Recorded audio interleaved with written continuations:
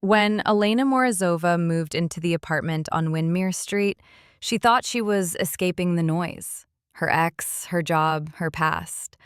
The listing called it a quiet unit at the end of the block. That part, at least, was true. Too quiet, in fact. The place had an odd layout, one bedroom, a tiny kitchen, and a hallway that stretched a little too long for the apartment's size. At the very end of it, there was a patch of wall that looked wrong. It wasn't painted differently, it wasn't cracked, it just felt like a door pretending to be part of the wall. No handle, no hinges, just an outline if you were really looking. The first night passed without incident.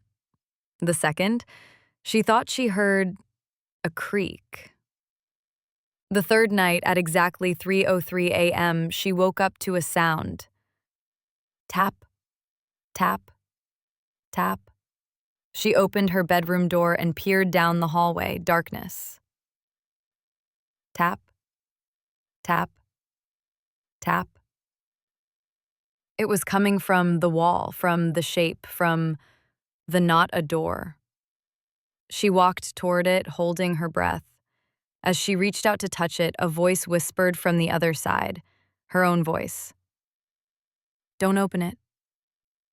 She gasped and stumbled backward, but the wall stayed still, silent, seamless.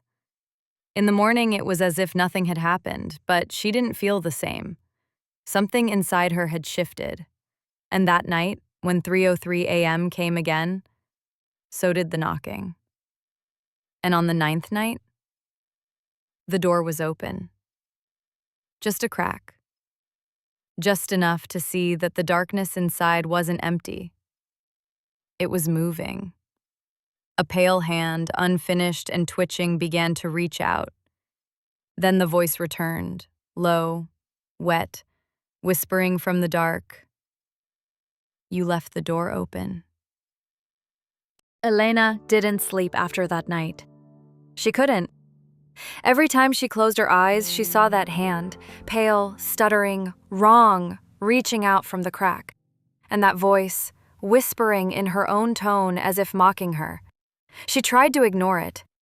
But on the 12th night, something changed. The knocking didn't come from the door anymore. It came from beneath the floor. She was lying in bed when she heard it. Dull thuds under the wood, slow and steady. Thump, thump, thump. She crept out into the hallway. The door at the end was closed now, but the sound was louder, coming from below. That made no sense. There was no basement, no crawl space. Yet when she stepped toward the end of the hall, she noticed something new. One of the floorboards was loose. She knelt down and pried it up with a screwdriver. Cold air rushed out, too cold for summer. A narrow staircase led down into darkness. She hesitated, but something, curiosity, fear, a whisper in her head, pulled her downward. The stairs creaked with every step. The air smelled of damp earth and something older, like rust and memory. At the bottom, there was a small concrete chamber. It shouldn't have existed. The room was round, bare, except for the walls, which were covered in handprints. Dozens of them, all small, all pressed deep into the surface, like they'd clawed their way in. And in the center, a wooden chair, facing a blank wall. On that wall, written in uneven scrawl, were 5 words, "She doesn't know she's here." Elena stared, heart pounding. The air grew thicker. She turned to run. The flashlight in her hand flickered, then died. Total blackness. And in that blackness, footsteps. Not hers. They moved slowly, circling her. Closer. A voice, right at her ear. She came back. Elena screamed and scrambled up the stairs, barely managing to slam the floorboard shut behind her. The hallway was silent again, except for one thing. The door at the end, it now had 2 handles. The scream was still echoing when Elena turned. The hallway seemed alive now. The walls pulsed like a throat, the floor sagged beneath her feet. The door with the handle open once more now breathed. In. Out. Its edges warping like lungs with every pull of air. And inside? Darkness. Not absence of light darkness, but intentional darkness. She should have run, should have screamed, should have done anything other than what she did. She stepped inside. The air changed instantly. The silence was thick. Gravity felt heavier, like the room didn't want her there, or wanted her just enough to keep her. The space was circular, with no corners. Walls of cracked mirror glass reflected her from all angles, though some of the reflections didn't quite match. Some of them blinked when she didn't. One even turned its back. "Elena," said a voice. It came from nowhere, and yet everywhere. "You came back." "I never left," she whispered. The mirrors pulsed. "You never existed." She backed up. "No, that's not true. I lived, I bled, The mirrors shimmered, and in their glassy depths, Elena saw it. All the previous tenants. Each face blurred, glitching, repeating the same motion, covering their ears, screaming, scratching at the glass. Some had her face, some didn't. One had no face at all.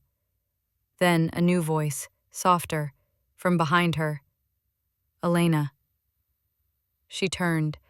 A woman stood there, pale, barefoot, wearing Elena's clothes, but older, scarred, hollow. "Who are you?" The woman smiled. "I'm you, the one they erased. The first Elena, the one who opened the door." Elena's throat tightened. "But I'm Elena." "No," said the woman. "You're just the latest version. The house needs someone to remember the pain. Every time it starts to forget, it creates someone new. A caretaker, a prisoner." Elena felt her knees buckle. "What happens now?" The woman stepped forward and gently touched her face. "You choose." A mirror to her left cracked. In it, a door appeared. Sunlight, outside, freedom. A mirror to her right rippled like water. In it, the apartment, darker, emptier. A girl sat on the couch, whispering to herself. She left her teeth behind. Elena stood between them, torn. Then she turned and walked into the right-hand mirror. Now, there is a new tenant in the apartment on Windmere Street. She writes blog posts, she drinks tea, she paints. And every night at 3:03 a.m., she hears a knock from the hallway. She's seen the door. She just hasn't opened